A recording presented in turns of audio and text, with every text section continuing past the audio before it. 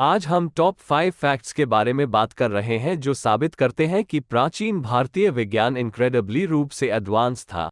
Number 5, Sushruta Samhita, the oldest medical and surgical encyclopedia known to mankind, 6th century BC पूर्व के दौरान लिखी गई। सुश्रुत संहिता में 184 चैप्टर्स हैं जिनमें 1120 बीमारियों, 700 औषधीय पौधों, मिनरल सोर्सेस से 64 प्रैक्टिसेस और पशु स्रोतों पर आधारित 57 प्रैक्टिसेस का वर्णन है। इसके लेखक सुश्रुत को इंसानों पर मेडिकल सर्जरी करने वाले पहले इंसान भी माना जाता है। पुस्तक में भ्रूण विज्ञान, मानव शरीर रचना विज्ञान के साथ साथ शिराविच्छेदन के निर्देश, प्रत्येक नस के लिए रोगी की स्थिति और महत्वपूर्ण संरचनाओं, मर्मा, की सुरक्षा पर भी विस्तृत विवरण है। किसी जीवित व्यक्ति के मानव दांत निकालने का सबसे पुराना डॉक्यूमेंटेड एविडेंस 9000 वर्ष आर्थोपेडिक सर्जरी के एविडेंस के साथ मेहरगढ़ में पाया गया था। Number 4, the first ones to acknowledge the existence of the solar system, जबकि इतिहास हमारे सौर मंडल के हेलियोसेंट्रिक मॉडल को प्रस्तावित करने के लिए कोपरनिकस को श्रेय देता है। ये ऋग्वेद ही था जिसने सबसे पहले सौर मंडल में सूर्य और उसकी परिक्रमा करने वाले अन्य ग्रहों की केंद्रीय स्थिति का उल्लेख किया था। स्टेटमेंट्स फ्रॉम ऋग्वेदा, सूर्य अपनी कक्षा में घूमता है जो स्वयं भी गतिशील है।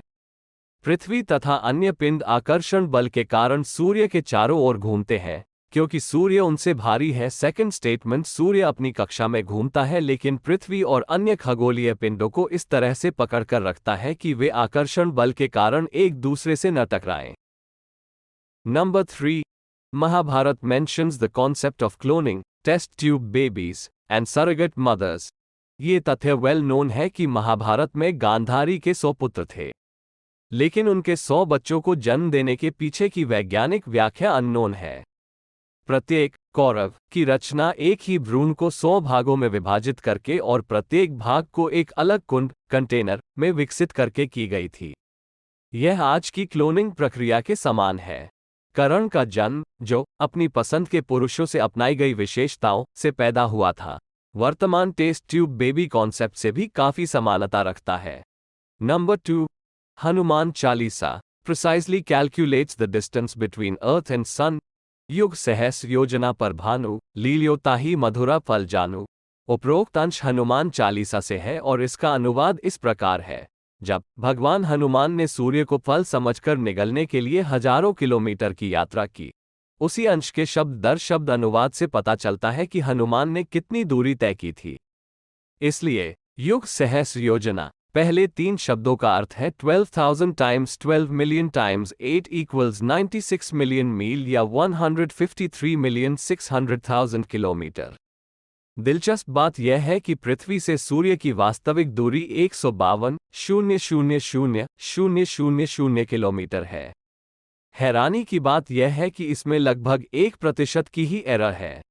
Number 1, first ones to measure the circumference of earth. दुख की बात है कि यूनानियों को इस खोज का श्रेय प्राप्त है, जबकि वास्तव में यह आर्यभट्ट ही थे जिन्होंने ये साबित करने के लिए एक सूत्र तैयार किया कि पृथ्वी एक धुरी पर घूम रही है।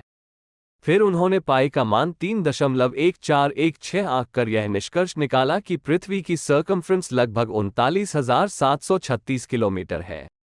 वैज्ञानिकों द्वारा आज निकाली गई पृथ्वी की वास्तविक सर्कमफ्रेंस 40,075 किलोमीटर है। वह कितना क्लोज है।